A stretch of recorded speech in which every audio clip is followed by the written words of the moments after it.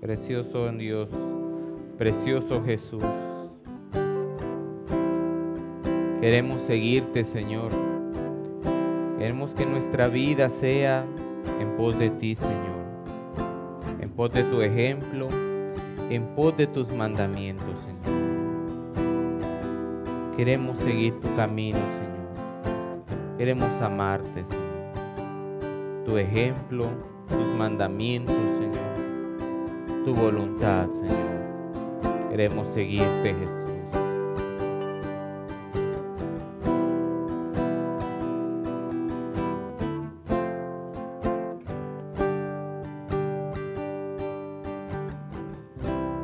He decidido seguir al Cordero de Dios por los caminos donde Él anda. Quiero pisar y sobre un monte alto levantar mi voz. Al final del camino quiero llegar.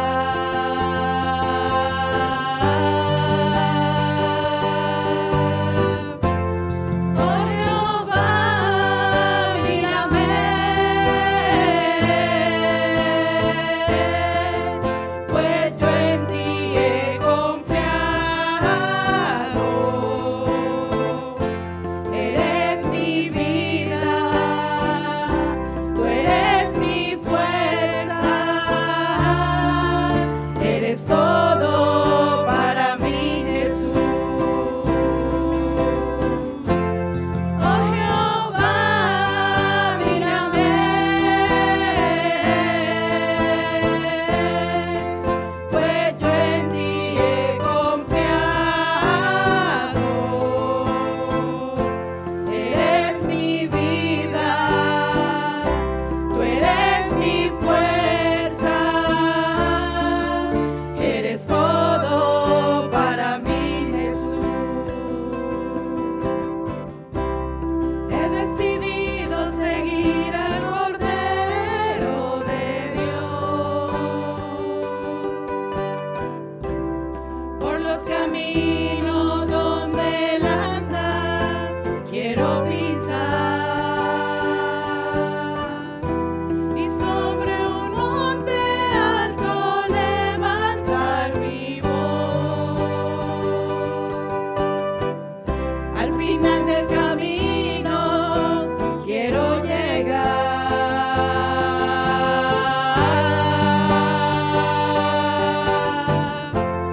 Oh Jehová, mírame, pues yo en ti he confiado. Eres mi vida, tú eres mi fuerza, eres todo para mí, Jesús. Oh Jehová, mírame, pues yo en ti he confiado. Eres mi vida, tú eres mi fuerza, eres todo para mí, Jesús. Eres todo para mí, Jesús. Eres todo para mí, Jesús.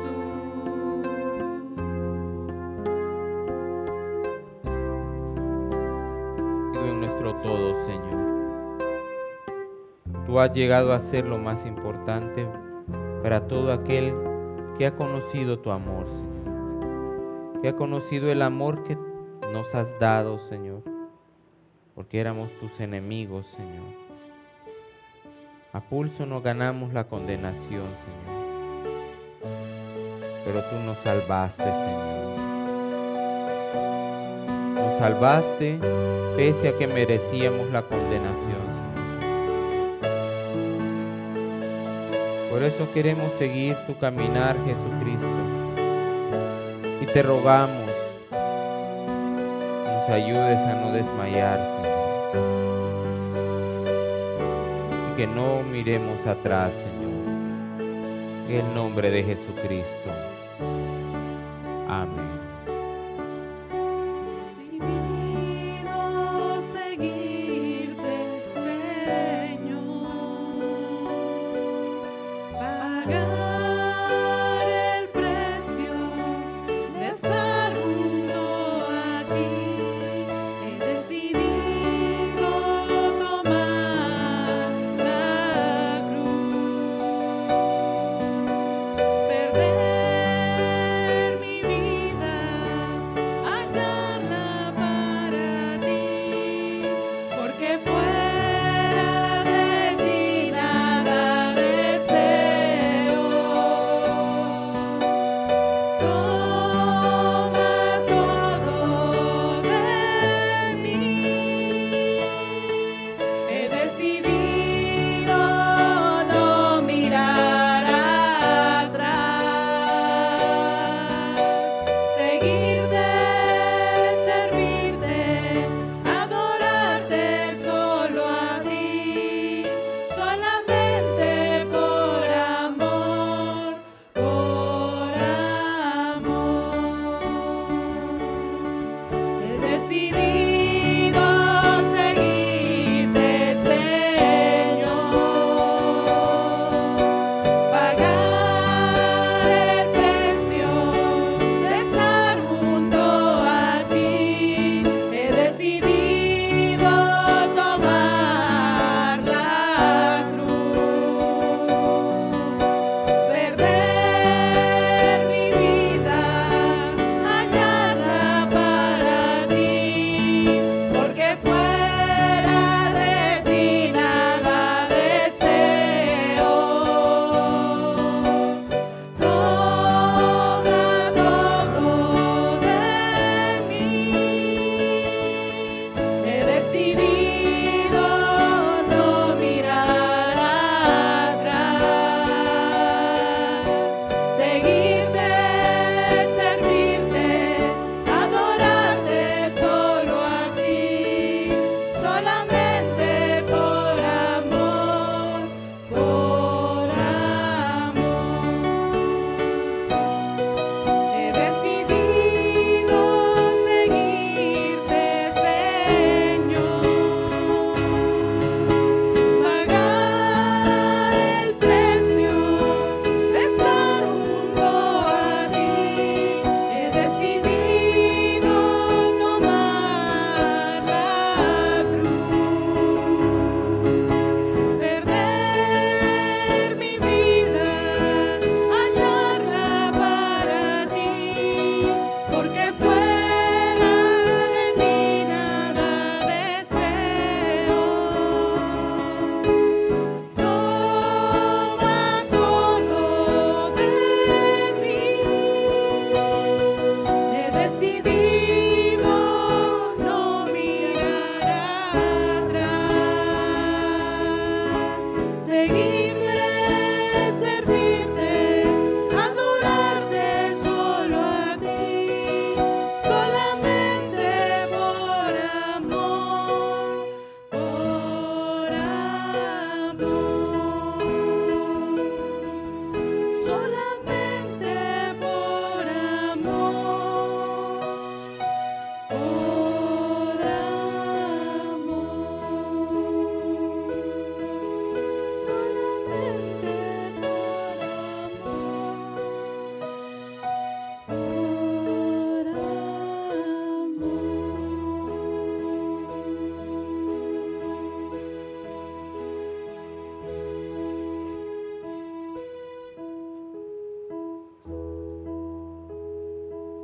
Mirando a la cruz, Jesús. Seguirte mirando a la cruz, Señor. A donde nos amaste, Señor. Ese amor que nos seduce, Señor. Que nos lleva a la obediencia, Señor. que hace que tus mandamientos no sean gravosos, Señor. Allí en la cruz muero yo, Señor. Allí en la cruz muero yo, Señor. Ante la luz de ese gran amor, Señor, ahí muero yo, Señor. Ahí muero yo, Señor.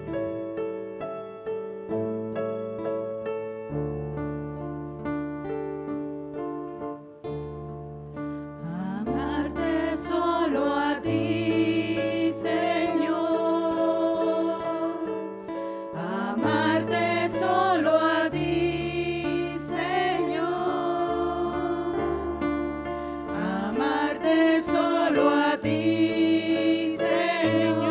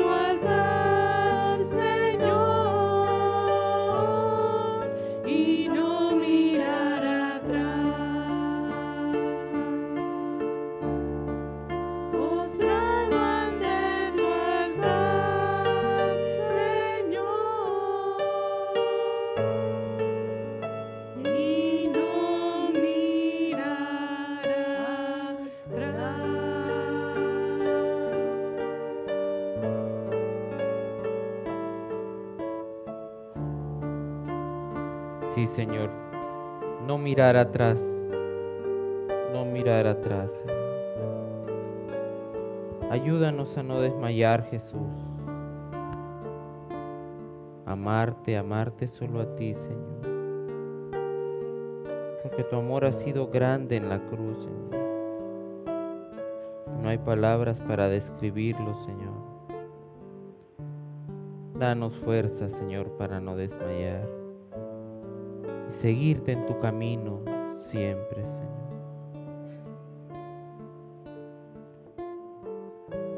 Amén.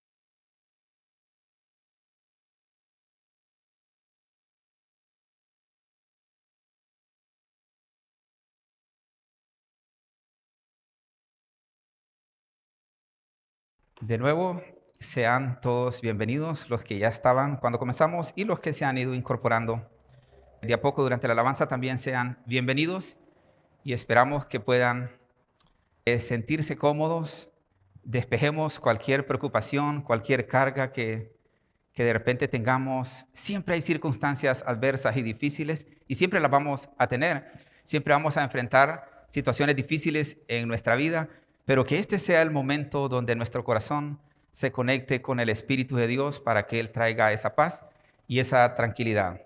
El domingo pasado iniciábamos un tema que yo considero que es de interés de todos los que se consideran la iglesia del Señor.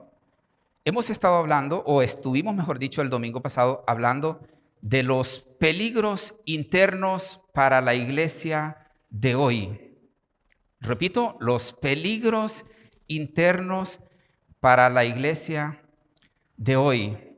No es extraño que una persona que asiste a una congregación, a una iglesia, desee servir en algo, desee poner a disposición de la obra del Señor sus talentos, sus manos, la vocación para la que ha sido dotado. Pero el punto es que si esto se hace fuera de la guía del Espíritu Santo de Dios, el profeta Isaías dice que esto es como un trapo de inmundicia. En el capítulo 1, si ustedes lo quieren leer en sus casas, el capítulo 1 de Isaías dice que vuestra justicia, hablando de la adoración con la que se presentaban cada uno para justificarse en el templo, decía el profeta que es como un trapo de inmundicia. Y para que nosotros podamos estar en condiciones de presentarnos con manos limpias delante del Señor, con temor y temblor para hacer la obra del Señor, cuán necesario es que el Espíritu Santo nos llene de ese fuego purificador. Cuán importante es que nuestra alma, nuestro corazón sea tocado por el fuego purificador del Señor. Cuando eso ocurre, la persona no tiene que estar yendo donde el pastor cada vez a preguntarle, ¿y hoy qué pecados me mira? ¿Y hoy cómo me ve?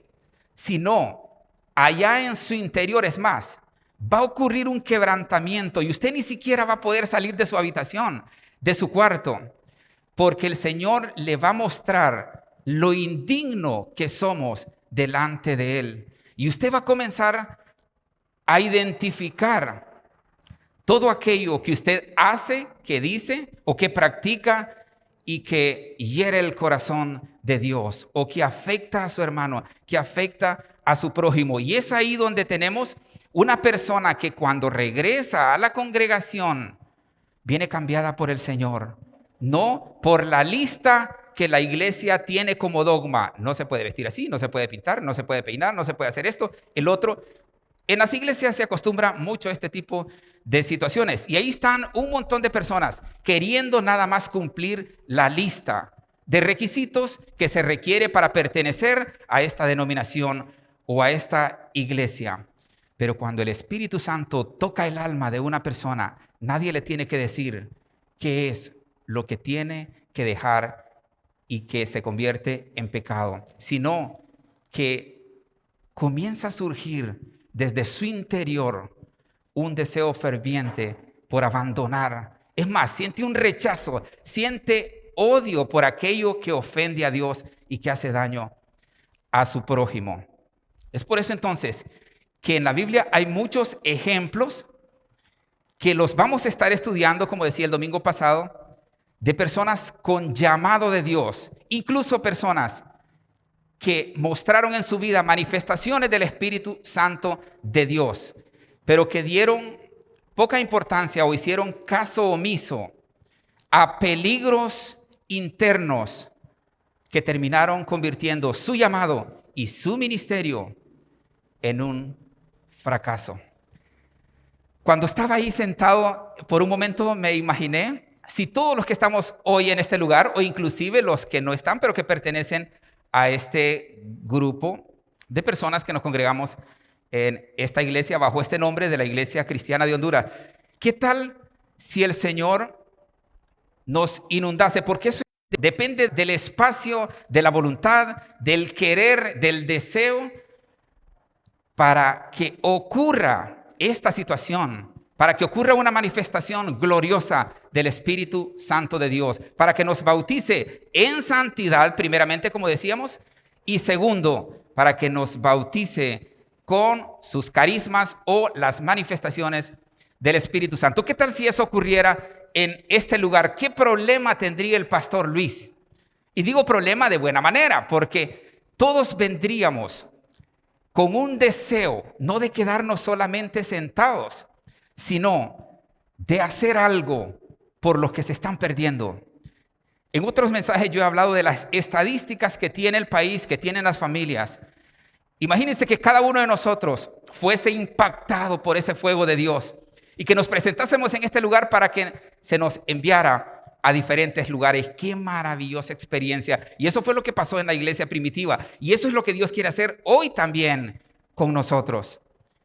Pero ¿cuál es la disposición que usted tiene? Porque Él puede actuar ahora mismo. El Espíritu Santo puede actuar ahora mismo y llenarnos de ese poder. El instrumento que Dios usa para el avivamiento en la iglesia se llama el Espíritu Santo de Dios. El domingo pasado tomaba como referencia la vida de Elí para iniciar y vimos un hombre justo, recto. Era el sumo sacerdote del tabernáculo que estaba ubicado en Silo, pero tristemente pasó por alto la crianza de sus hijos. Y es más, él soñó con que sus hijos fueran parte del ministerio y los ubicó en puestos claves del templo. Cuando sus hijos comenzaron a desobedecer y a hacer cosas funestas, vergonzosas, él hizo caso omiso pensando que como él era el sumo sacerdote, ellos iban a cambiar. Y así se estuvo esperando que ellos cambiaran y no actuó. Cuando Dios lo llama a cuentas, cuando Dios se presenta frente a él, le dice: Elí, ni siquiera estorbaste a tus hijos.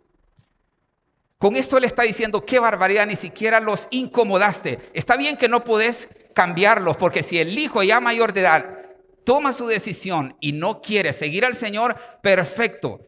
Esa es su decisión. Pero Dios le está reprochando algo a Elí: no los incomodaste, los dejaste que hicieran lo que ellos querían. Y qué terrible consecuencia, que fue lo que vimos el domingo pasado. Qué terrible consecuencia. La bendición, una promesa que Dios le había hecho a Elí y a su familia. Ahí cuando Dios lo sienta para pedirle cuentas, le dice: Elí, esto que yo te había prometido queda cancelado. Esto no va. Y alguien podrá decir: pero ¿qué pasa? Y no es que Dios no se puede arrepentir. Pero lo que cancela, decía el domingo pasado, el plan y el propósito de Dios es nuestra desobediencia. O a la inversa, fíjense que Dios iba a destruir una ciudad que se llamaba Nínive. Y le dijo a Jonás: ve y diles que en 40 días se acaban. Es que los voy a aniquilar, se van a perder todos. Solo ve y dales el anuncio. Pero ellos se arrepintieron y su desobediencia la pasaron a obediencia. Entonces, también Dios le dio vuelta a la maldición y la cambió por bendición. Esta situación de Elí, ya para ir cerrando un poquito el resumen del domingo pasado, esta bendición primero de Elí y después que se convierte en maldición, yo creo que Elí al inicio no pensó que tendría tantos alcances, aunque él sabía que Dios era Dios de amor, pero también un Dios severo. Cuando los hijos de Elí van a la guerra, porque hasta eso le habían quitado el control, el mando, el ejército, todo. Cuando ellos se van a la guerra a pelear con los filisteos les atacaron y comenzaron a matar cualquier cantidad del ejército de Israel y al pueblo de Israel. Cuando se ven perdidos los hijos de Elí, ellos se consideraron ahí los sacerdotes, los representantes de Dios, pero sin obediencia. Entonces se acordaron del arca de Dios que estaba en el templo y que cuando el pueblo de Israel salía a la batalla, la primero que iba era el arca de Dios. Ellos se olvidaron de eso. No ordenaron como Dios había establecido que tenían que salir a la guerra. El arca iba adelante, el arca iba primero. Y ellos no lo hicieron. Después se acuerdan, cuando todo está perdido, se acuerdan de los milagros y prodigios que Dios había hecho cuando Él iba delante del pueblo. Entonces dijeron, bueno, traigan el arca. Y fueron a traer el arca, pero ya como un amuleto. Ya no como aquello que representaba la gloria y la presencia de Dios. Ya no porque ellos amaban a Dios y porque confiaban en Dios y creían que Dios peleaba con ellos como poderoso guerrero. Sino, ¿qué nos queda? No nos queda de otra, pues traigan el arca y pongámosla. Pusieron el arca y les mataron a 30,000 más de un solo. Y los filisteos tomaron el arca y se la llevaron. Escapó una persona y fue corriendo donde Elí. Y le dijo, Elí, declárame qué es lo que está pasando con Israel. Y él le dijo, Elí, han matado casi a todo el pueblo y el arca ha sido capturada por los filisteos. ¿Saben qué significa eso para Elí? Que le dijeran, el arca ha sido capturada para los filisteos. Para Elí significaba una cosa: Dios ya no estaba con él ni con el pueblo por culpa del sumo sacerdote, del representante espiritual y de los hijos. Por ende, era un pueblo desobediente que había que estar tan recto y tan santo delante de ellos para estarlos exhortando y enderezando. Pero se torció el que tenía el contacto con Dios y la presencia de Dios ya no era real. Y en ese instante, cuando a Elí le dan la noticia, se fue para atrás. Ya era un anciano de 98 años. Se fue para atrás y se desnucó, dice la Biblia. O sea, pegó la nuca en algo y se quebró del cuello. Está escuchando esta situación la esposa de Finés, el hijo de Elí. Eran dos hijos de Elí que están involucrados en esta situación de lo que hablábamos el domingo. Ofni y Finés. La mujer de Finés está embarazada, ya con unos meses cerca de dar a luz. Y cuando escucha esta situación sale corriendo y ve el cuadro y ve a Elí. La Biblia no lo describe cómo, pero yo me lo imagino así con los ojos brotados. Tal vez no sé, porque si pegó la nuca en el suelo, alguna expresión horrorosa había. Fue tanto el impacto de esta mujer que se agachó y nació el bebé. Y al instante ella también murió. ¡Qué desgracia familiar! Elí, llamado por Dios. Sus hijos, llamados por la herencia que Dios había establecido. Pero lo triste es que Elí sí era un hombre justo y recto delante de Dios. ¿Cuál fue su pecado? ¿Qué fue lo que Dios le señaló? Haber dirigido mal a sus hijos. Haber malcriado a sus hijos. Y eso lo explicamos muy bien el domingo pasado, que ningún padre de familia puede obligar a un hijo a que se convierta, pero sí lo puede incomodar cuando trae pecado a su casa. Muchos padres consienten que sus hijos se robaron una mujer y la meten a la casa. Lo consienten. Y así podía señalar cualquier otro tipo de cosas que los hijos hacen en la casa. Y el padre, nada, bien gracias, más bien patrocina. Si le toca poner plata para eso, lo hace también. Cuidado. Cuidado, porque estos ejemplos que vamos a estar viendo en la Biblia no son para deleitarnos en la historia, sino porque Dios no cambia. Y el mismo Dios que actuó con severidad con Elí, también lo puede hacer ahora. Quiero leer en 1 Samuel para graficar lo que estoy diciendo. Capítulo 4. Y su nuera, la mujer de Finés, que estaba encinta cercana al alumbramiento, oyendo el rumor que el arca de Dios había sido tomada y muerto su suegro y su marido, se inclinó y dio a luz. porque le sobrevinieron sus dolores de repente. Y al tiempo que moría, le decían las que estaban junto a ella: no tengas temor, porque has dado a luz un hijo. Mas ella no respondió ni se dio por entendida. Y llamó al niño Icabod, diciendo: traspasada es la gloria de Israel por haber sido tomada el arca de Dios y por la muerte de su suegro y de su marido. Dijo pues: traspasada es la gloria de Israel porque ha sido tomada el arca de Dios. Esta palabra Icabod significa literalmente en hebreo sin gloria o fuera de la gloria de Dios, como también lo usaban por mucho tiempo los israelitas. Si se llevaron el arca, recuerden antes qué pasaba cuando alguien que no había sido destinado para cargar el arca la tocaba. ¿Qué pasaba? Inmediatamente se moría. Es más, la Biblia narra un caso en 2 Samuel capítulo 6, que David fue a traer el arca a un lugar y llevó gente muy noble, recta, justa, y un hombre llamado Usa. Mientras el arca iba en una carreta, que tampoco era lo que Dios había dicho, los bueyes tropezaron y Usa, con todo el amor a Dios y con todas las buenas intenciones del mundo, él no quería que el arca por ningún punto fuera a caer al suelo, porque para él eso era terrible. Todas las buenas intenciones que Usa tuvo, y se apresuró y tocó el arca para que regresara a su lugar. Al instante murió. Y miren, en esta ocasión, primero la llevaron estos pecadores hijos de Eli, no pasó nada.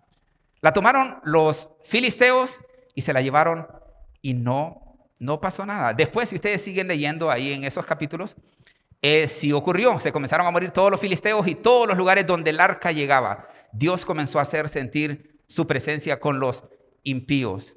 Pero Icabod significa ya no está la gloria de Dios. Icabod significa la presencia de Dios ya no está en esta casa, ya no está en esta familia.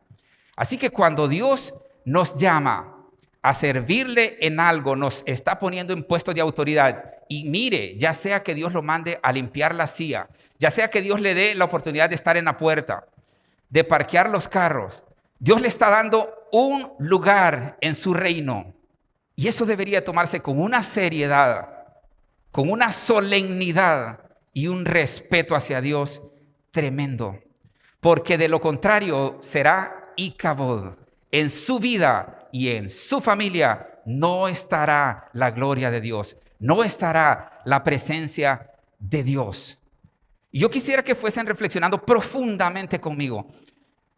Hay gente que dice que cuando llega a las iglesias dice: no, yo me voy de esa iglesia mejor porque ahí ni me toman en cuenta. Mire, yo tengo tantos años y ahí no me han puesto ni a recoger la ofrenda. No me han puesto a hacer nada. Yo quiero decirle que si usted ya vive en una casa, vive con una familia, desde que nació Dios ya le dio un ministerio. Dios ya le dio una función. Si es padre de familia, madre de familia, Dios ya le dio uno de los ministerios más grandes y temibles. Usted a este lugar solo viene a exaltar y a adorar el nombre del Señor por lo que Dios le ha dado, por la responsabilidad que usted ya tiene delante de Dios. Y si no es padre todavía, pero es hijo y tiene a sus padres, tiene enorme ministerio de llevar a cabo el único mandamiento con promesa: honra a tu padre y a tu madre. Así que usted ya tiene un ministerio establecido, no dado por los hombres, dado por Dios.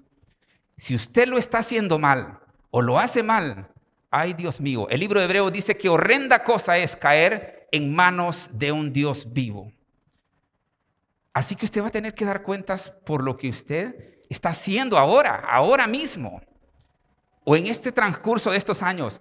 No crea que solo porque no toca el teclado acá, o porque no toca la guitarra, o porque no canta, o porque no predica, usted está libre de responsabilidad. No, para nada.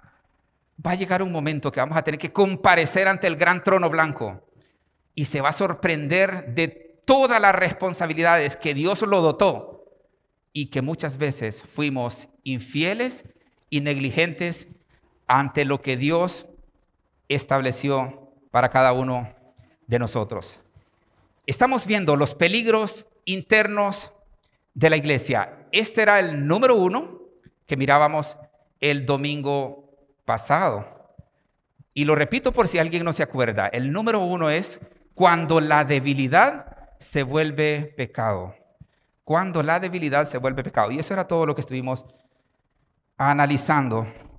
Entonces vamos con el número 2. Peligros de la iglesia. Ojo, peligros de aquellos que se consideran la iglesia del Señor. Eso es lo que estamos reflexionando en este tiempo. Los peligros. ¿Por qué peligros? Porque son pecados, son transgresiones. Y por más que Dios ya haya llamado su vida para la salvación, esto puede obstaculizar la misión que Dios tiene con esta persona salvada.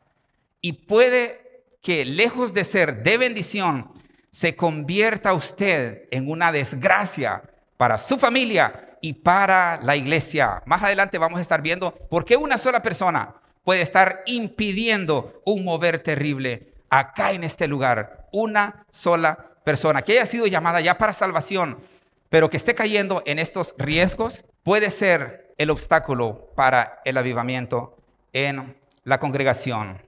La falta de responsabilidad en el liderazgo, decíamos anteriormente, recuerde, trae Icabod, que es esta situación, que significa fuera de la gloria de Dios. Deseo con el corazón que mientras reflexionemos este tiempo y estos domingos, que no sea lo que yo estoy diciendo que impacte su vida, sino que el Espíritu Santo que está ahí, en usted o al lado de usted, que sea Él el que traiga a la luz cualquier situación que no está bien en su vida, y que sea Él el que queme con un toque su alma y que se encienda un nuevo tiempo en su vida, un tiempo de transformación, un tiempo en el que usted pueda ver y sentir la gloria de Dios. Entonces, el número 2 es usar medios carnales. Segundo peligro es usar medios carnales para obtener la bendición de Dios. Repito, usar medios carnales para obtener la bendición de Dios. Y esto es hacer uso de la voluntad de Dios en un momento equivocado. Hacer uso de la voluntad de Dios en un momento equivocado. Quiero tomar como referencia para este caso la vida de Jacob. Ya saben que Jacob y Esaú eran gemelos, hijos de Isaac. Esaú era el mayor, por ende llevaba la bendición de la primogenitura. Y este es el llamado principal e importante que tenían en esta cultura. Esaú no dio tanta importancia que digamos a esta situación, a esta condición en la que Dios lo había puesto. No le dio tanta importancia. Pero Jacob, valiéndose de medios no divinos, tomó esta bendición. Libro de Génesis, capítulo 25, versículo 29 al 34. Dice: y guisó Jacob un potaje, y volviendo Esaú del campo, cansado, cuidado con las decisiones cuando se está en estas condiciones, del campo cansado, dijo a Jacob: te ruego que me des a comer de ese guiso rojo, pues estoy muy cansado. Por tanto fue llamado su nombre Edom. Y Jacob respondió, aquí ya entra Jacob sobre la jugada, con falta de amor a su hermano: véndeme en este día tu primogenitura. Entonces dijo Esaú: he aquí, yo voy a morir. Aquí ya está pensando para sí, o está reflexionando para sí mismo. He aquí, yo me voy a morir. ¿Para qué pues me servirá la primogenitura? Y dijo Jacob: júramelo. Ni siquiera Jacob quería que se lo dijera nada más con palabras. Júramelo en este día. Y él juró. Y vendió a Jacob su primogenitura. Entonces Jacob dio a Esaú pan y del guisado de las lentejas. Y él comió y bebió, y se levantó y se fue. Así menospreció Esaú la primogenitura. Pero fíjense que tanto el Antiguo Testamento como el Nuevo Testamento dicen que Esaú lloró amargamente este acto impulsivo.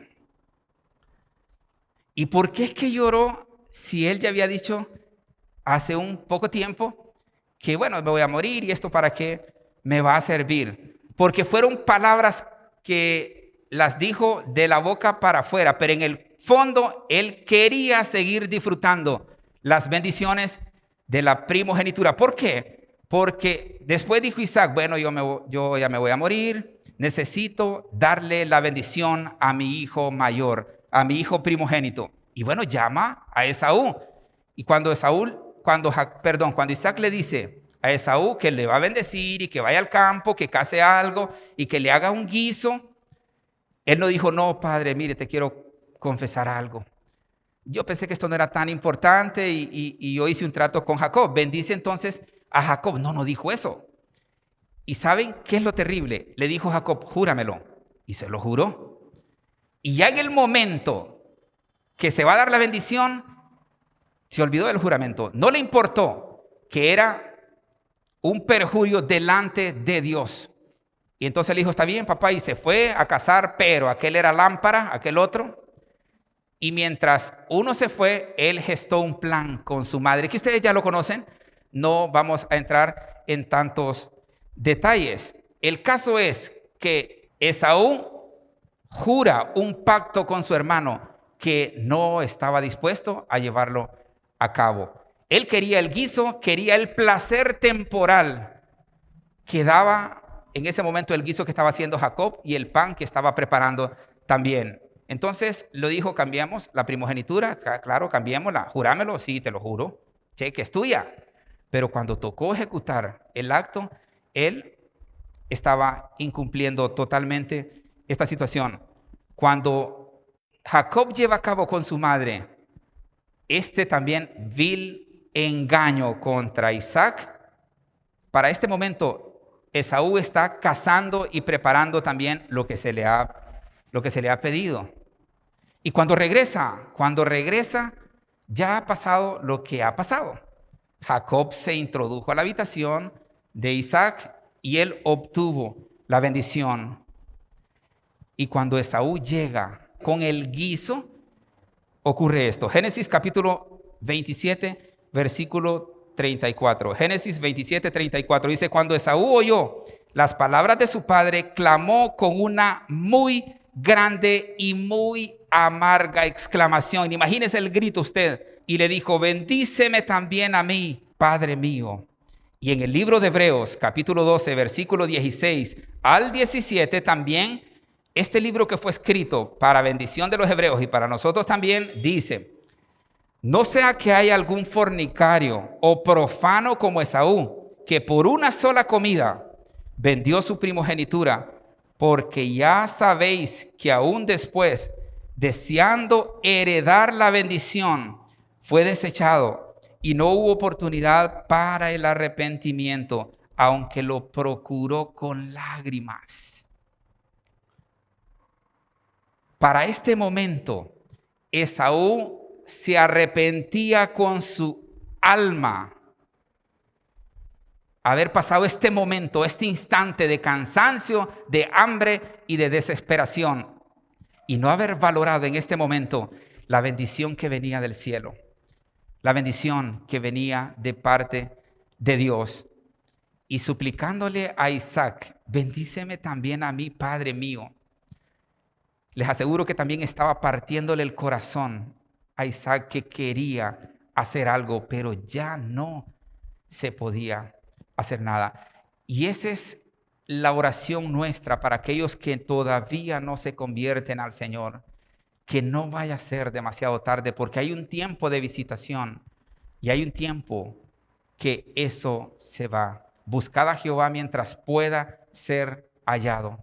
Llamadle en tanto que está cercano, dice la palabra.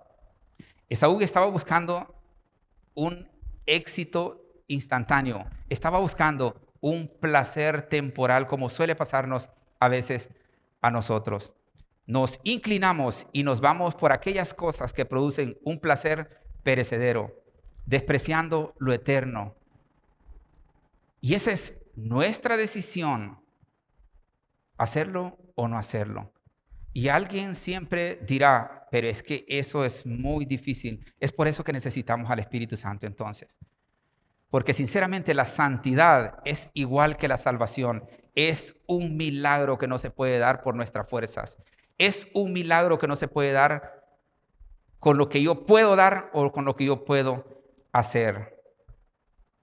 El milagro de la santidad requiere mi voluntad, el deseo de hacer las cosas rectas delante de Dios y la influencia del Espíritu Santo de Dios. Porque si no es una persona que está luchando contra la lista, como les decía, no pintarse, no depilarse, no hacer, qué sé yo, una serie de cosas.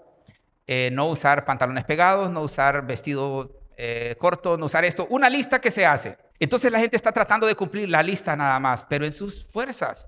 Va a llegar un momento que se va a cansar, se va a frustrar, se va a molestar, se va a enojar y se va a ir de la iglesia. Porque lo que la persona tiene que hacer primeramente es convertirse a Dios, arrepentirse de sus pecados, convertirse a Dios. Y desde ese momento comenzar a buscar con ansias la santidad de Dios para que el fuego del Espíritu Santo sea real en nuestras vidas. Jacob y Rebeca intentaron ayudar a Dios. ¿Por qué decimos que intentaron ayudar a Dios en algo que Dios ya había prometido que se iba a dar? Jacob iba a tener la bendición de la primogenitura. Dios lo había dicho antes de que ellos nacieran. Dios lo había dicho, pero no era como Jacob decía, como Rebeca decía, y no era en el tiempo que ellos decían y querían.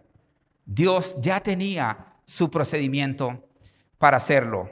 Libro de Génesis, capítulo 25, versículo 23. Y le respondió Jehová, esto es a Rebeca, la madre de ellos, cuando estaba embarazada. Y le respondió Jehová, 2 naciones hay en tu seno, y 2 pueblos serán divididos desde tus entrañas. Un pueblo será más fuerte que el otro, y el mayor, que era Esaú, servirá al menor. Esta era la bendición de la primogenitura. Normalmente ocurría que el menor siempre terminaba preguntándole al mayor, ¿qué hacemos? ¿Dónde vamos? ¿Qué me vas a dar de lo que dejó mi papá? ¿Qué vamos a hacer con esta tierra? Era el mayor el que dictaba las cosas que se iban a hacer y los menores obedecían. Pero Dios le había dado una promesa a Rebeca, que la conocía también Isaac. Posteriormente también la conocía Jacob. Pero Jacob estaba desesperado para que esta promesa se llevara a cabo. Y él ya no quería ser el que siguiera las directrices de su hermano mayor. Quería que desde ahora, desde este momento, mi hermano siga mis órdenes. Eso es soberbia, eso es egoísmo, eso es arrogancia.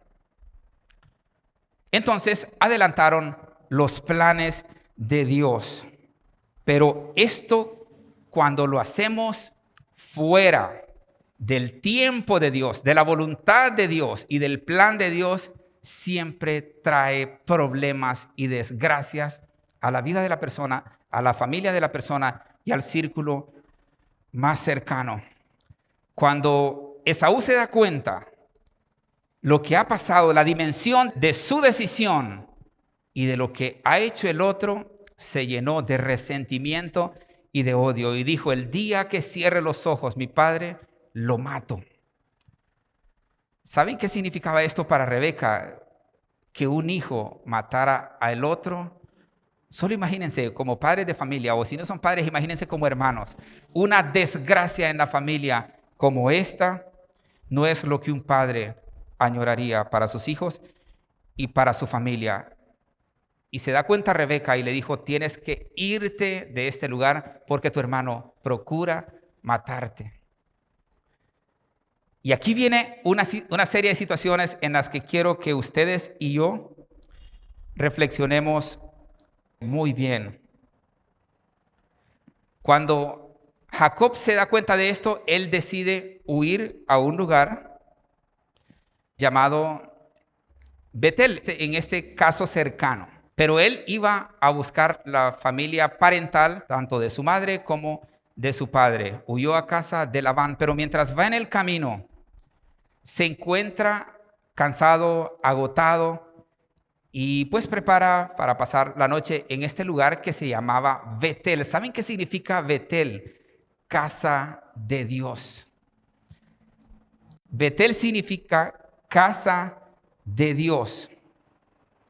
Y ahí vemos entonces que tuvo una serie de experiencias. Me encantaría si ustedes pueden leer en sus casas todo el contenido, porque en este lugar Jacob se atreve a negociar con Dios. Cuando nosotros venimos a querer hacer la voluntad de Dios, no venimos a ponerle condiciones a Dios, sino venimos a rendir nuestra vida y nuestra alma delante de Dios para que Él haga su voluntad en nosotros. Pero Jacob se atreve a ponerle condiciones a Dios. Es más, vino a Betel, vino a la casa de Dios a negociar con Dios. Miremos Génesis capítulo 28, versículo 16-21. Dice, y despertó Jacob de su sueño y dijo, ciertamente Jehová está en este lugar. Miren que le quedaba claro eso. Y yo no lo sabía. Y tuvo miedo y dijo, cuán terrible es este lugar.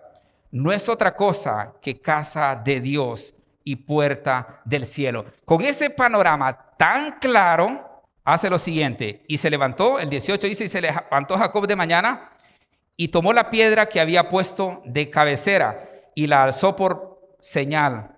Y derramó aceite encima de ello. Hizo todo el ritual religioso al que estaban acostumbrados. Y llamó el nombre de aquel lugar Betel, aunque Luz era el nombre de la ciudad primero. E hizo Jacob voto. Miren, aquí está haciendo un compromiso. E hizo Jacob voto diciendo, si fuere Dios conmigo, pero está condicionando, si fuere Dios conmigo y me guardare en este viaje en que voy y me diere pan para comer y vestido para vestir, y si volviere en paz a casa de mi padre, Jehová será mi Dios. O sea, si Dios no hace esto que yo quiero, entonces Dios que se olvide de mí, me va a perder. Imagínense lo que se va a perder Dios. Dios sigue siendo Dios sin nosotros, pero nosotros sin Dios no somos nada. Bueno, había que decirle esto a Jacob. Jacob no lo había entendido así. Jacob dijo, bueno, si Dios me guarda en este lugar, si me da comida en todo el camino, si nadie viene a macanearme en el camino, si nadie me viene a asaltar, y si cuando llegue a aquel lugar me va todo bien, y es más, y puedo regresar sano y salvo a la casa, y más bien con riqueza y con bendiciones, entonces ahora sí voy a creer y voy a seguir a Dios. Porque antes me sorprende lo que dice. Ahora entiendo que Dios está en este lugar, dice. Y ahora entiendo que qué terrible es este lugar, porque realmente es casa de Dios, es casa donde habita Dios y es la puerta del cielo. Qué terrible es este lugar, está diciendo Jacob. Pero se atreve a decir esto. Si Él me guarda, si me cuida, si me bendice, entonces solo así estaré dispuesto a someterme a la voluntad soberana de Dios. E hizo un pacto con Dios en ese lugar, pero es un pacto condicionado. Pero ¿saben qué? Dios seguía respaldando esta promesa que le había dicho a Rebeca, que el mayor serviría al menor. La bendición hasta ese momento estaba vigente. Y en esa lucha por abrirse camino, ya ustedes también, creo que esa historia es muy conocida, llegó a tierra de Labán, se enamoró de Raquel, la hija menor de Labán, y ahí el engañador, porque si no sabían, Jacob significa eso, usurpador, tramposo y engañador. Todos esos son sinónimos. Ahora el engañador, el farsante, el tramposo, el estafador, se le da vuelta la tortilla y cae en una trampa. Le dice a Labán, su tío, que le gusta a Raquel y que hagan trato. Y le dijo, sí, 7 años pues, trabajar duro para mí. Y la muchacha va a ser tu esposa. Trabajó los 7 años y cuando va a la luna de miel, cuando le quita la cobija, la susodicha, es otra muchacha. Y eran 7 años de andar arreando vacas, cuidando ovejas, ordeñando, jalando queso con patada de vaca, con un montón de cosas de lo que tiene el campo. Y va molesto a Labán y le dice, bueno, ¿y qué pasó? El trato que teníamos era por Raquel. Yo amo a Raquel. Y Labán le dice, tenemos una tradición, una costumbre, que no damos la hija menor antes que se haya casado la mayor. Así que Tito, si quiere, ahora que ya estás con la mayor, si quiere la menor, otros 7 añitos. Y si ustedes siguen leyendo los textos, iba engaño tras engaño. Pero él no se quedaba atrás, hizo algunas trampas ahí, a tal grado que después dijo, bueno, es tiempo de huir, me voy a escondidas, y salió corriendo. Y aquí vienen reflexiones también importantes. Primero, es que esta es la casa de Dios. Jacob también estaba en la casa de Dios y fue a negociar a la casa de Dios. Y muchas veces nosotros venimos a la iglesia también a negociar con Dios. Venimos a ponerle al Señor todos nuestros problemas. Y yo casi puedo asegurarles que más de alguno, en alguna ocasión, le he dicho, ay Señor, tú conoces mi debilidad. Señor, tú conoces mis problemas. Dios, tú conoces que me está pasando esto y esto. Señor, yo no he sido obediente a ti, pero ayúdame ahora. Y yo te aseguro, Señor, que si tú me sacas de esta, yo te voy a servir. Yo me voy a rendir a ti. Esa es una oración condicional. No sirve de nada. Y así nos encontramos muchas veces exactamente en el papel de Jacob, condicionando a Dios. Muchos están a punto de cuadrar un proyecto o de repente que los asciendan de puesto en el trabajo, finiquitar una negociación jugosa en dinero y le dicen, Señor, si esto sale, yo lo pongo hoy delante de ti, Señor. Si esto sale bien, ay, Señor, yo te construyo el templo para que ya no sigamos alquilando. Pero es más, Señor, yo me voy a consagrar más a ti y yo voy a hacer más cosas que te honren a ti. Ese es un voto condicional. Y al igual que Jacob, estamos en Betel negociando con Dios. Pero es tiempo de salir de Betel, es tiempo de salir de las negociaciones para avanzar hacia el propósito de Dios para nuestra vida. Y este Jacob era bandido. Y eso hizo. Una vez que negoció con Dios, él tenía una meta fija y él siguió hacia el lugar donde tenía destinado llegar. Después de que pasa toda esta situación, que él decidió huir, que él toma la decisión de huir de la casa de Labán, se encuentra en un serio problema. Se le avisa que Labán viene con un ejército y viene a matarlo. El problema es que Jacob ya no tiene para dónde agarrar. Si regresa a donde Labán, lo puede matar. Y si se va corriendo para donde está Esaú, también lo está esperando para matarlo. ¿Dónde va ahora? Y es ahí donde él se angustia. Y después de estar en Gilgal o Gilgal, como le dicen algunos, que es el lugar donde ustedes se lo van a encontrar en toda la Biblia, donde el ejército de Israel se preparaba antes de ir a la batalla. Y justo en este lugar, ahí está Jacob, viendo qué hago. Y es que hay batalla aquí con el hermano y batalla acá con el tío y suegro. ¿Qué hago? Y se le ocurre algo, subir a Peniel. Estando en el lugar de batalla, se le ocurre subir a Peniel, pero ya un hombre angustiado, desesperado, sin salida. Y es que muchas veces, por amor a nosotros, por amor al llamado, por amor a lo que Dios realmente quiere hacer con nosotros, porque quiero decirles que Dios tiene un plan con usted, con todo el mundo, desde antes de la fundación del mundo. Y por amor a ese llamado y a ese propósito divino, Dios muchas veces nos mete en angustias, en desesperaciones. Dios hiere nuestra carne para que no nos quede otra opción más que ver para arriba. Y fíjense que esta angustia, esta desesperación puede ser la pérdida de un trabajo, que nos detecten una enfermedad que aparentemente sea incurable o que quizás sea incurable. Y cuando se agoten las opciones, humanamente hablando, quizás, dice Dios, voltea a ver para arriba, porque es lo único que le queda y yo estoy listo para transformar su vida y su alma y traerlo a la bendita salvación, que es el propósito principal por el que Dios dio su vida en la cruz del Calvario.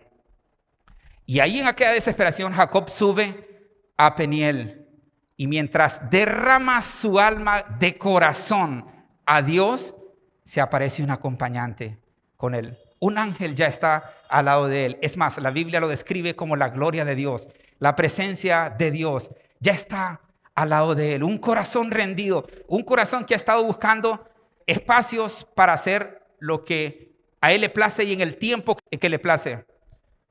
Pero ahí está la gloria de Dios. El ángel del Señor está a su lado. Y cuando él se da cuenta, se le prende del cuello a ese hombre, a ese ángel. Y estuvieron en aquella lucha toda la noche. Y cuando rayaba el alba, el ángel le dijo, suéltame, que raya el alba. Y Jacob le dijo, no te suelto, si no me bendices. Entonces el ángel tocó, dice la Biblia, la coyuntura y se desprendió el hueso. Y ahí el hombre más desprotegido, si antes lo tenía agarrado, no sé, del manto o de la cintura, cuando siente que se le desprende su tendón, se guinda del cuello. Y ahí está peor, porque antes por lo menos podía correr de Esaú o de Labán si le venían siguiendo. Ahora ya no tiene nada. Y se queda prendido del cuello de aquel hombre y seguía diciéndole, suéltame. Y le dijo, no te suelto si no me bendices. ¿Cuál es la reflexión entonces? Necesitamos pasar de Betel, que es casa de Dios, de estar negociando, para ir a Peniel a pelear con Dios por una bendición. Tenemos que tener claro algo, que esta lucha a la que vamos a ir con Dios es por una bendición. Y con seguridad la vamos a perder, la va a ganar el Señor. Pero esa es la mayor bendición, que el Señor triunfe sobre nuestra carne. Porque cuando el Señor triunfe sobre nuestra carne, esa es la victoria de Peniel. Cuando Él triunfe sobre nuestra carne, habrá herido nuestra carne. Entonces, ahora el fuerte será Él y nuestra debilidad estará en las manos del Señor. Así le dijo también al apóstol Pablo, bástate mi gracia, Pablo, porque mi poder se perfecciona en tu debilidad. Entonces, de Betel pasamos a Peniel, a pelear por una bendición. Si usted tiene una condición de vida que siente que no puede con ella y que no la puede manejar, necesitamos ir a Peniel, porque ahí la gloria de Dios tocará ese lugar de soberbia, de orgullo, de arrogancia, y nos humillará y bajaremos con la gloria de Dios de este lugar llamado Peniel. Génesis, quiero que busquemos Génesis, capítulo 32, versículo 22 al 30, dice, y se levantó aquella noche y tomó sus 2 mujeres y sus 2 siervas y sus 11 hijos y pasó el vado de Jaboc. Los tomó pues e hizo pasar el arroyo a ellos y a todo lo que tenía. Así se quedó Jacob solo y luchó con él un varón hasta que rayaba el alba. Y cuando el varón vio que no podía con él, tocó en el sitio del encaje de su muslo y se descoyuntó el muslo de Jacob mientras con él luchaba. Y dijo, déjame porque raya el alba. Y Jacob le respondió, no te dejaré si no me bendices. Y el varón le dijo, ¿cuál es tu nombre? Y él respondió, Jacob, que significa usurpador, engañador. Y el varón le dijo, no se dirá más tu nombre, sino Israel, que significa príncipe, porque has luchado con Dios y con los hombres y has vencido. Entonces Jacob le preguntó y dijo, declárame ahora tu nombre. Y el varón respondió, ¿por qué me preguntas por mi nombre? Y lo bendijo allí. Y llamó Jacob el nombre de aquel lugar Peniel, porque dijo, vi a Dios cara a cara y fue librada mi alma. Y si ustedes siguen leyendo, es a partir de este momento donde Jacob comienza a disfrutar la bendición de la promesa. No sirve de nada estar luchando contra Dios. Hay que ir a Peniel. Pasemos de la negociación de la casa de Dios a luchar con Dios por una bendición. Si usted considera que tiene una debilidad, llévela a Peniel, que significa una lucha con el Señor, donde Dios va a ganar la victoria y va a herir su carne. El número 3 de los peligros que enfrenta la iglesia es un carisma sin carácter. Carisma sin carácter. Cuando hablamos de carisma, teológicamente estamos hablando de una manifestación espiritual de los dones del Espíritu Santo. De hecho, así se le llaman los carismas, las manifestaciones de los dones del Espíritu Santo son carismas. Y decía el primer domingo que hoy en día, tristemente, la religión tradicional o las iglesias tradicionales están en un afán porque la gente hable en lenguas, porque la gente reciba el don de sanidad, porque la gente reciba el don de discernimiento, y así están afanados con todos los carismas o los dones del Espíritu Santo. Pero sí, pasando por alto esta que para mí es lo esencial y lo más importante, esta parte que es el carácter santo en la vida de la persona. Y es por eso que la número 3 es carisma sin carácter. Manifestaciones, buscar las manifestaciones sin antes haber buscado la santidad de Dios. Yo no sé si ustedes han visto las lanchas pequeñas que tienen en los parques o que a veces hay en ríos así bonitos, que tienen 2 remos atados en las orillas. Si usted toma un solo remo y comienza a darle vuelta, a remar, la lanchita va a estar dando vueltas y dando vueltas en el mismo lugar. Y si usted dice, de repente este es el remo equivocado, y suelta este y agarra el otro, entonces la lancha va a estar dando vueltas solo al otro lado. Pero cuando viene el que sabe y toma los 2 remos y comienza a remar, la lancha va en dirección hacia donde usted la lleve, o la lancha avanza de forma recta, de forma derecha.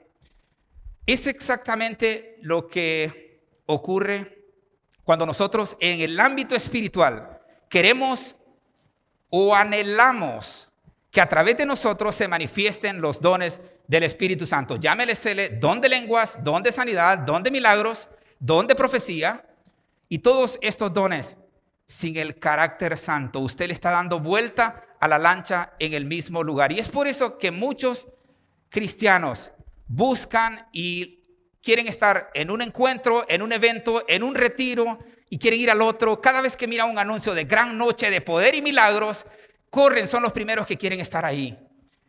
Y son los primeros que cuando se dice, si alguien quiere recibir el Espíritu Santo de Dios, venga y póstrese en el altar. Corren, porque les interesa esto, pero olvidando el carácter santo. Entonces su vida da vuelta y da vuelta y da vuelta. Y hay otro extremo que debemos tener cuidado también nosotros, que es procurar guardarnos de una serie de cosas, como les decía, para parecer pulcros y santos ante los demás, pero el Espíritu Santo no es real en nuestra vida, no se manifiesta en nuestra vida, no hay poder en nuestra vida. Y por eso todo nos da miedo, todo lo que nos quieran poner a hacer nos da miedo. No queremos asumir riesgos, porque de repente decimos que esto no es necesario. Y sinceramente la lancha necesita los 2 remos para avanzar.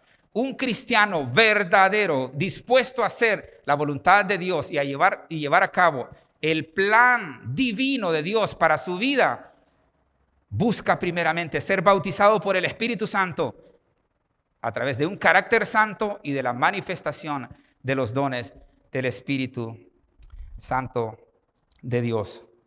Quiero que miremos la vida de una persona, Sansón, un hombre que yo creo también que la historia es muy conocida. Observemos algunas ventajas espirituales con las que nació Sansón y con las que creció y con las que vivió. Vamos a resumirlo. Primero, el llamado de Dios. Sansón fue llamado desde su nacimiento para que fuera nazareo y líder.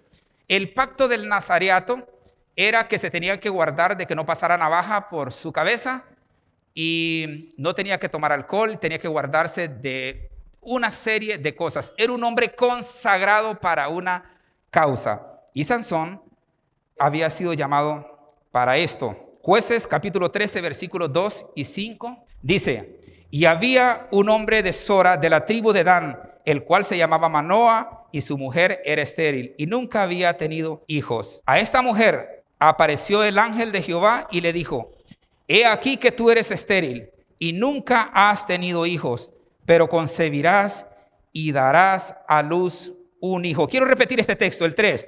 A esta mujer, miren quién le está dando el anuncio. apareció el ángel de Jehová, la presencia de Dios, y le dijo: he aquí que tú eres estéril y nunca has tenido hijos, pero concebirás y darás a luz un hijo. Ahora pues, no bebas vino ni sidra, ni comas cosa inmunda, pues he aquí que concebirás y darás a luz un hijo, y navaja no pasará sobre su cabeza, porque el niño será nazareo a Dios desde su nacimiento, apartado para santidad desde su nacimiento. Y él comenzará a salvar a Israel de mano de los filisteos. Número 2, una buena preparación. Y los padres de Sansón eran piadosos, que no querían hacer nada sin que fuese la voluntad de Dios, sin seguir los parámetros de Dios. Y en los siguientes textos, siempre el capítulo 13, los versículos 8 al 10 dice: entonces oró Manoa a Jehová y dijo: ah, Señor mío, yo te ruego que aquel varón de Dios que enviaste vuelva ahora a venir a nosotros y nos enseñe lo que hayamos de hacer con el niño que ha de nacer. ¡Qué maravilloso! Este hombre no quería hacer su voluntad, quería ser guiado por Dios. Y no se deslumbró con la noticia que le dieron, que después de que estaban conscientes de que no podían tener hijos, no se deslumbraron con la noticia de que el ángel, la presencia viva de Dios, les había dado estas buenas noticias, de que iban a ser padres. No se volvieron locos, no se trastornaron, sino que en el mismo instante este hombre, sacerdote de la familia, el guía espiritual de la casa, corrió ante la presencia de Dios y dijo: Señor, que vuelva ahora a venir a nosotros y nos enseñe lo que hayamos de hacer con el niño. Señor, que vuelva el ángel, por favor, que vuelva tu presencia y que seas tú, Señor, el que nos dirijas y nos digas qué es lo correcto que debemos hacer con el niño. Y Dios oyó la voz de Manoa, y el ángel de Dios volvió otra vez a la mujer, estando ella en el campo, mas su marido Manoa no estaba con ella. Y la mujer corrió prontamente a avisarle a su marido, diciéndole: mira que se me ha aparecido aquel varón que vino a mí otro día. Manoa solo tenía un deseo. Manoa y su mujer tenían un solo deseo: honrar a Dios con sus hijos, honrar a Dios haciendo su voluntad. ¿Qué quiere el Señor que hagamos ahora con esta bendición? Número 3, señales y prodigios en la vida de Sansón. Como fue un ángel el que apareció para dar este anuncio, también este ángel desde este momento comienza a hacer manifestaciones de la gloria de Dios con este propósito de nacimiento de este muchacho. Jueces capítulo 13, versículos 20 al 21 dice: porque aconteció que cuando la llama subía del altar hacia el cielo, el ángel de Jehová subió en la llama del altar ante los ojos de Manoa y de su mujer, los cuales se postraron en tierra. Y el ángel de Jehová no volvió a aparecer a Manoa ni a su mujer. Entonces conoció Manoa que era el ángel de Jehová. Manifestaciones milagrosas alrededor del propósito de Dios. Número 4, la bendición de Dios en su vida. Y es que antes de que Sansón comenzara a hacer un montón de desastres pecaminosos en su vida, la bendición de Dios había sido prometida a él. Incluso le siguió porque tenía un entorno piadoso y porque Dios respaldaba también su palabra. Y ya vamos a reflexionar al respecto de esto. Jueces capítulo 13, versículo 24 dice: y la mujer dio a luz un hijo y le puso por nombre Sansón. Y el niño creció, ¿y qué dice después? Y Jehová lo bendijo. Y el niño creció y Jehová lo bendijo. 5, la presencia palpable del Espíritu Santo sobre la vida de Sansón. Sansón sentía que el Espíritu Santo estaba en él.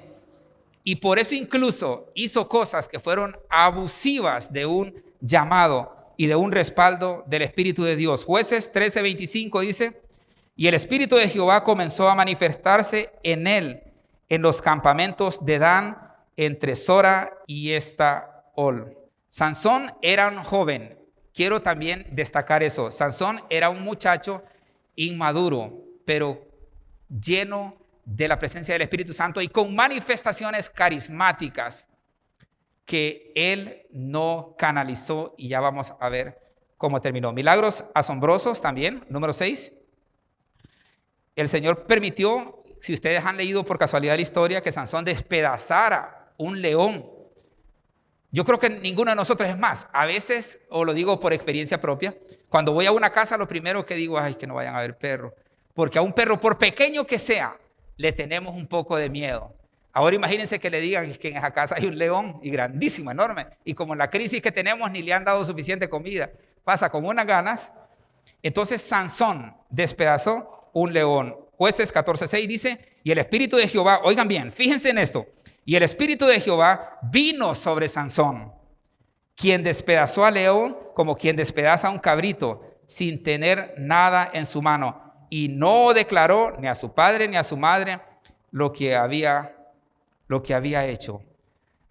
Yo no sé si ustedes han escuchado en las noticias o en el transcurso de su vida a personas que han sido usadas por el Señor predicando su palabra, pero que de repente cayeron en pecado y ocultaron ese pecado y creyeron que porque Dios les usó una vez, eso era como automático. De ahí para allá podían hacer lo que hicieran y ellos podían ser respaldados por el Espíritu Santo. Esto le pasó a Sansón. Él tenía un llamado, conocía el pacto que Dios había hecho con sus padres, y entonces él pensó que podía hacer y deshacer. Es más, en los textos atrás, él iba de camino para un lugar y pasó por un lugar donde habían rameras. Tomó una mujer, se acostó con ella y siguió su camino como si nada. Los israelitas tenían prohibido casarse con los de otras naciones. Él miró una mujer filistea en Tignat y le puso los ojos y dijo que es mía, es mía. Y le dijo a sus padres, quiero casarme con esta mujer. Y él le dijeron, hijo, nosotros no nos podemos juntar, quiero esta mujer. Y los padres dijeron, bueno. Y resulta que en la boda él se las tira de inteligente, porque realmente él tenía algo diferente que los demás. Y les dice un acertijo, y la mujer le dijo, decime el acertijo, vaya, decime el acertijo, Y ahí estuvo negociando con ella hasta que vaya, pues esto es. Le dijo el acertijo y aquellos le ganaron una serie de cosas y lo dejaron en la quiebra. Y el día de la boda él se fue molesto, resentido y dejó botada a la mujer en ese lugar. Después se enoja con los padres y entonces viene a reclamar la mujer con la que se estaba casando. Y le dice, no, ya se la dimos a otro, como usted se fue enojado el día de la boda, ahora se la dimos al otro. ¿Y a quién se la dieron? A Julano. Híjole, era el mejor amigo. Dice que el mejor amigo. Y se enoja el hombre de Dios, el hombre llamado a libertar a Israel, usado por Dios. Se ha enojado y comienza a agarrar un montón de zorras y les prende fuego en las colas, y las zorras quemándose en las colas comienzan a incendiar los cultivos de trigo y de cebada. Y se revuelven los filisteos y se inicia la guerra. Una guerra innecesaria que Dios no lo había llamado. Lo había llamado a libertar a Israel de los filisteos, pero él lo estaba haciendo igual que Jacob, en su tiempo y a su manera, pecando contra Dios. Estamos hablando de los peligros para la iglesia de hoy, para los que han sido llamados a servir en algo, y se puede caer en situaciones como esta, querer hacer la voluntad de Dios en el tiempo que yo quiero. Quiero poner estos textos para que reflexionemos en esto de los milagros. Mateo capítulo 7, versículo 21 al 23, textos muy conocidos. No todo el que me dice Señor, Señor, entrará en el reino de los cielos, sino el que hace la voluntad de mi Padre que está en los cielos. Muchos me dirán en aquel día, y esto es el trono, el gran trono blanco. Muchos me dirán en aquel día, Señor, Señor, ¿no profetizamos en tu nombre? ¿Saben qué significa profetizar? Predicar, enseñar, llevar la palabra a todos lados. No profetizábamos, no predicábamos, no enseñábamos en tu nombre, y en tu nombre echábamos fuera demonios. Y en tu nombre, y lo subrayé esto, y en tu nombre hicimos muchos milagros. Si esto no hubiese sido cierto, lo que va a pasar allá, Jesús les hubiese dicho, mentiras. Ustedes no predicaron, ustedes no echaron fuera demonios y ustedes no hicieron muchos milagros. Pero si se fijan, Jesús guarda silencio aquí. Porque es cierto que van a hacer milagros, es cierto que van a echar fuera demonios y es cierto que estarán predicando, pero eso no significa que tienen el respaldo de Dios.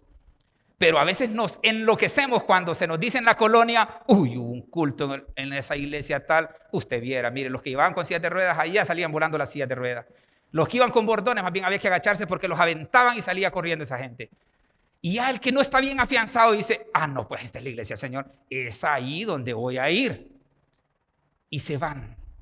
Y dice Jesús, entonces yo les declararé, el versículo 23, entonces yo les declararé, nunca os conocí, apartaos de mí, hacedores de maldad. Y esto en griego es, entonces yo les declararé, nunca estuve de acuerdo con lo que estaban haciendo. Y aunque echaban fuera demonios, aunque hacían muchos milagros, aunque predicaban y enseñaban, yo nunca estuve con ustedes, yo nunca estaba en este asunto. Y ya para terminar, número 7, larga vida en la obra. Jueces 16:31 dice, y descendieron sus hermanos y toda la casa de su padre, y le tomaron y le llevaron y le sepultaron entre Sora y Estaol, y en el sepulcro de su padre Manoah. Y él juzgó a Israel 20 años. Y el final ustedes lo pueden leer, la desgracia en la que terminó su vida. Un hombre con llamado que echó a perder todo, aunque Dios cumplió mandando su Espíritu Santo a su vida. Aunque Dios cumplió respaldando las acciones que Dios había prometido, pero es nuestra desobediencia la que cancela el propósito divino del Señor. Y quiero terminar, si me permiten, con la última, la 4. La ira santa usada de forma impía. Y aquí el personaje es Moisés. Ya ustedes conocen que el pueblo era tan rebelde, se le rebeló a Dios primeramente, y Moisés le tocó pasar momentos tan difíciles con este pueblo.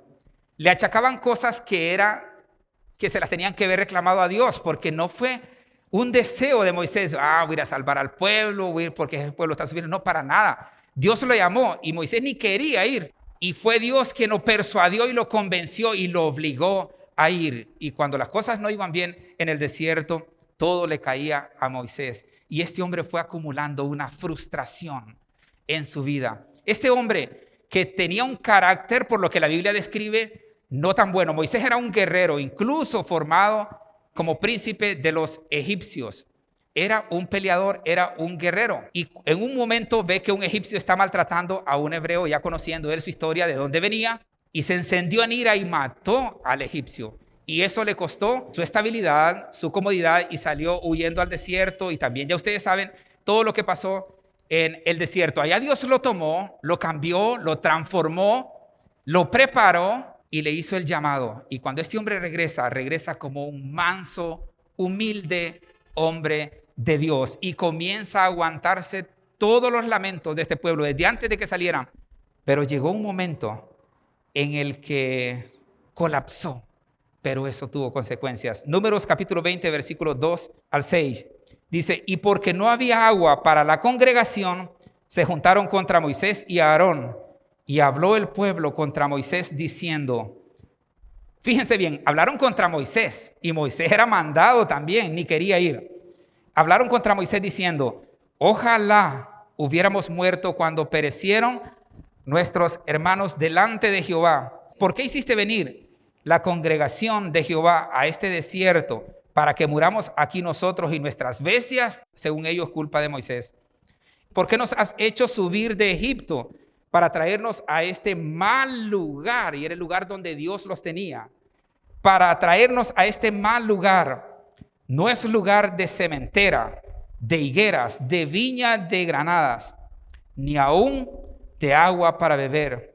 Y se fueron. Miren que esta gente hasta este momento, Moisés y Aarón, siguieron haciendo el plan divino de Dios. Y se fueron Moisés y Aarón de delante de la congregación a la puerta del tabernáculo. Es ahí donde tenemos que correr, a la presencia del Señor, a la puerta del tabernáculo de reunión. Y se postraron sobre sus rostros. ¿Y qué dice después?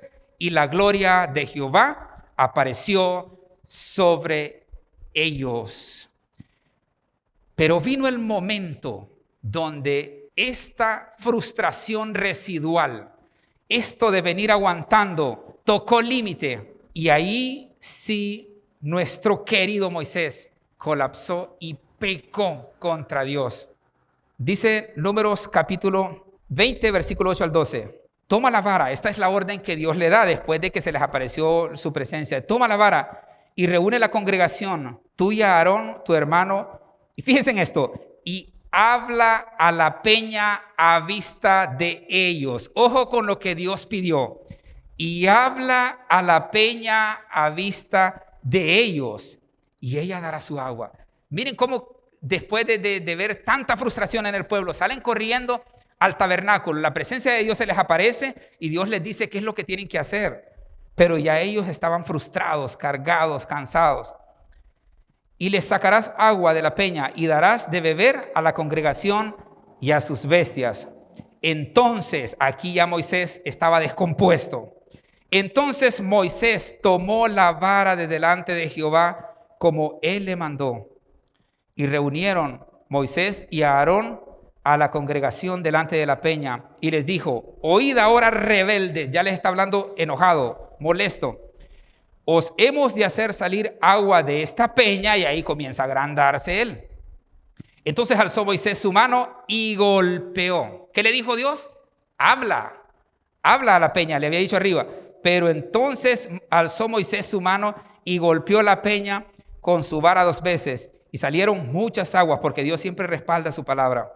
Y bebió la congregación y sus bestias. Y Jehová dijo a Moisés y a Aarón, y aquí es donde triste, cuando Dios ya llama a cuentas. Y Jehová dijo a Moisés y a Aarón: por cuanto no creíste, porque Dios dijo háblale, no le dijo golpea, le dijo háblale.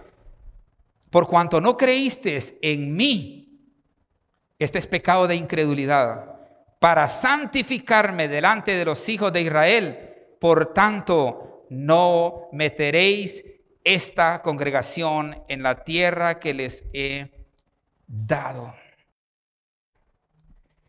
A mí me costaba entender antes por qué tanta severidad de Dios con Moisés.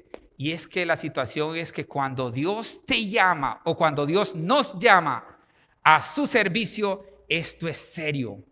Y las consecuencias de no hacer la voluntad de Dios o de no actuar en rectitud traen ikavod, que es, se va la presencia de Dios. Y después de que se va la presencia de Dios, vienen las consecuencias. Miren, y vamos a ver a muchos cristianos en las iglesias diciendo: ¿y por qué esto? ¿Y por qué me pasa esto? ¿Y por qué esto? ¿Y por qué lo otro? Y comienzan.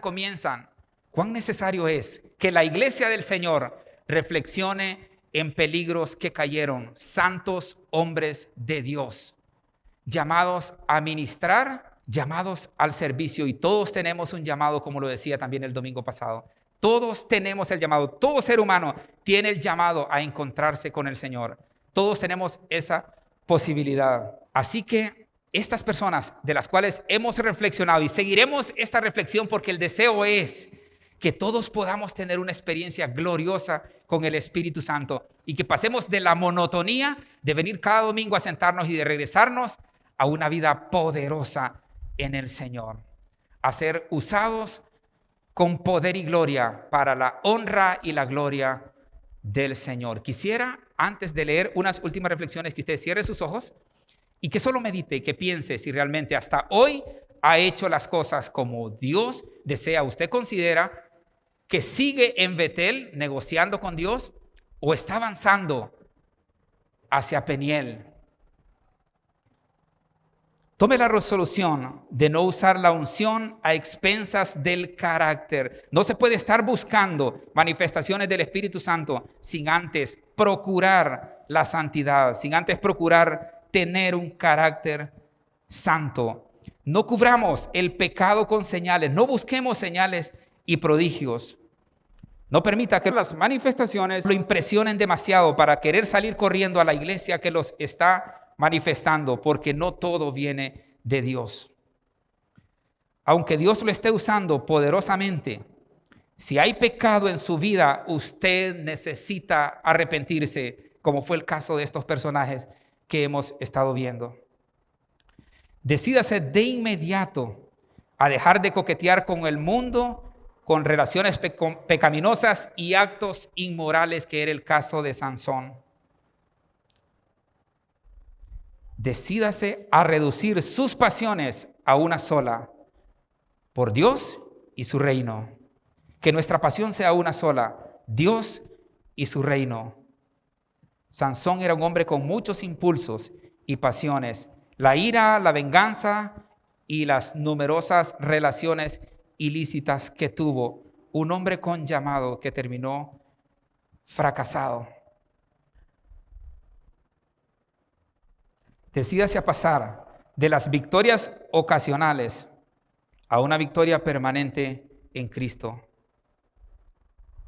Decídase a convertirse en una persona completa. A su unción, añádele santidad. A los dones del Espíritu, añada el fruto del Espíritu. Al bautismo en el Espíritu, añádale el fuego de la santidad. Al carisma o a las manifestaciones, añádale carácter santo.